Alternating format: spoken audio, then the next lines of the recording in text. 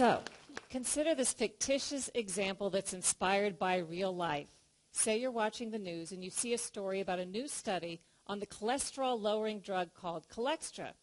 The study says Cholextra is so effective that doctors should consider prescribing it to adults and even children who don't yet have high cholesterol. Is it too good to be true? You're smart. You decide to do some of your own research. You do a Google search. You consult social media, Facebook and Twitter.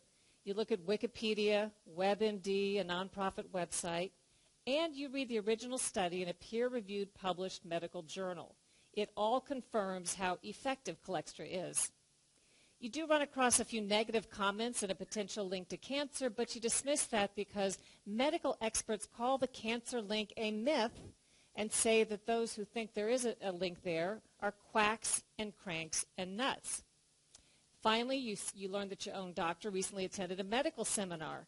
The lecture that he attended confirmed how effective Cholextra is, so he sends you off with some free samples and a prescription. You've really done your homework. But what if all isn't as it seems? What if the reality you found was false? A carefully constructed narrative by unseen special interests designed to manipulate your opinion. A Truman Show-esque alternate reality all around you. Complacency in the news media combined with incredibly powerful propaganda and publicity forces mean we sometimes get little of the truth. Special interests have unlimited time and money to figure out new ways to spin us while cloaking their role. Surreptitious astroturf methods are now more important to these interests than traditional lobbying of Congress. There's an entire industry built around it in Washington. What is astroturf? It's a perversion of grassroots, as in fake grassroots. AstroTurf is when political, corporate, or other special interests disguise themselves and publish blogs, start Facebook and Twitter accounts, publish ads, letters to the editor, or simply post comments online to try to fool you into thinking an independent or grassroots movement is speaking. The whole point of AstroTurf is to try to give the impression there's widespread support for or against an agenda when there's not. AstroTurf seeks to manipulate you into changing your opinion by making you feel as if you're an outlier when you're not. One example is the Washington Redskins name. Without taking a position on the controversy, if you simply were looking at news media coverage over the course of the past year or looking at social media, you'd probably have to conclude that most Americans find that name offensive and think it ought to be changed. But what if I told you 71% of Americans say the name should not be changed? That's more than 2/3. AstroTurfers seek to controversialize those who disagree with them. They attack news organizations that publish stories they don't like, whistleblowers who tell the truth, politicians who dare to ask the tough questions, and journalists who have the audacity to report on all of it. Sometimes AstroTurfers simply shove intentionally so much confusing and conflicting information into the mix that you're left to throw up your hands and disregard all of it, including the truth.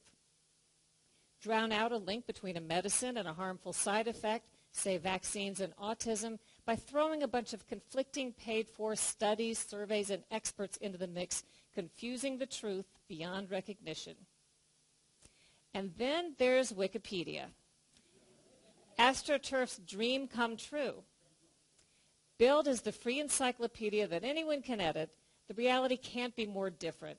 Anonymous Wikipedia editors control and co-opt pages on behalf of special interests. They forbid and reverse edits that go against their agenda. They skew and delete information in blatant violation of Wikipedia's own established policies with impunity, always superior to the poor schlubs who actually believe anyone can edit Wikipedia, only to discover they're barred from correcting even the simplest factual inaccuracies.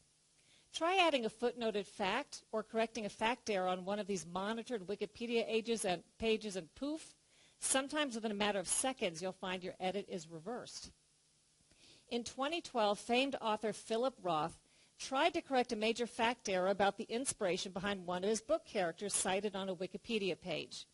But no matter how hard he tried, Wikipedia's editors wouldn't allow it. They kept reverting the edits back to the false information. When Roth finally reached a person at Wikipedia, which was no easy task, and tried to find out what was going wrong, they told him he simply was not considered a credible source on himself.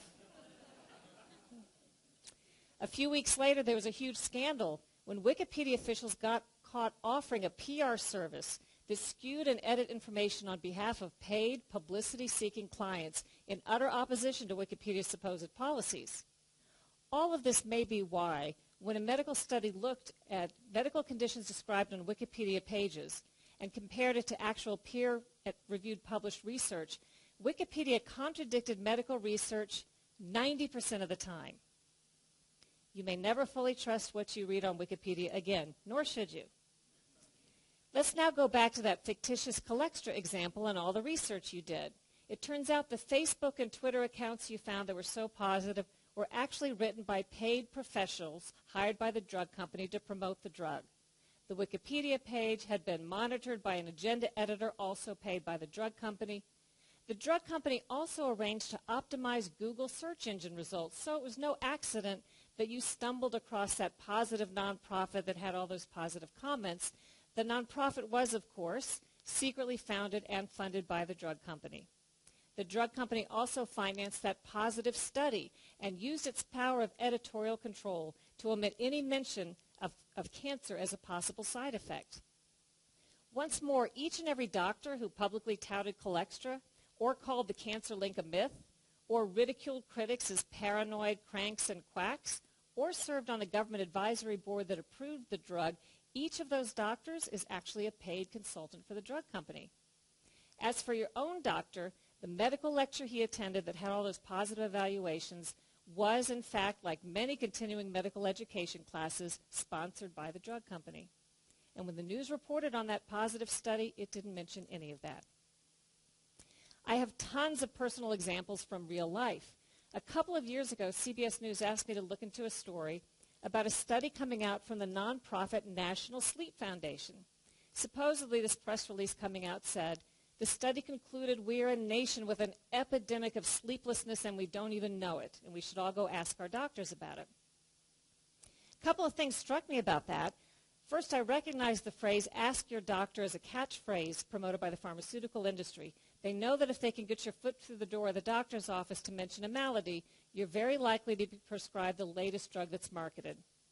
Second, I wondered how serious an epidemic of sleeplessness could really be if we don't even know that we have it. Right? It didn't take long for me to do a little research and discover that the National Sleep Foundation nonprofit and the study, which was actually a survey, not a study, were sponsored in part by a new drug that was about to be launched onto the market called Lunesta, a sleeping pill. I reported the study as CBS News asked, but of course I disclosed the sponsorship behind the nonprofit and the survey so that viewers could weigh the information accordingly. All the other news media reported the same survey directly off the press release as written without digging past the superficial. It later became an example written up in the Columbia Journalism Review, which quite accurately reported that only we at CBS News had bothered to do a little bit of research and disclose the conflict of interest behind this widely reported survey. So now you may be thinking, what can I do? I thought I'd done my research.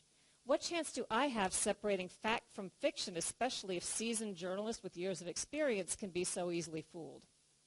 Well, I have a few strategies that I can tell you about to help you recognize signs of propaganda and AstroTurf. Once you start to know what to look for, you'll begin to recognize it everywhere. First, hallmarks of AstroTurf include use of inflammatory language such as crank, quack, nutty, lies, paranoid, pseudo, and conspiracy. AstroTurfers often claim to debunk myths that aren't myths at all. Use of the charged language tests well. People hear something's a myth, maybe they find it on Snopes, and they instantly declare themselves too smart to fall for it. But what if the whole notion of the myth is itself a myth, and you and Snopes fell for that? Beware when interests attack an issue by controversializing or attacking the people, personalities, and organizations surrounding it rather than addressing the facts. That could be AstroTurf. And most of all, AstroTurfers tend to reserve all of their public skepticism for those exposing wrongdoing rather than the wrongdoers. In other words, instead of questioning authority, they question those who question authority. You might start to see things a little more clearly. It's kind of like taking off your glasses and wiping them and putting them back on and realizing for the first time how foggy they'd been all along. I can't resolve these issues, but I hope that I've given you some information that will at least motivate you to take off your glasses and wipe them and become a wiser consumer of information in an increasingly artificial, paid-for reality. Thank you.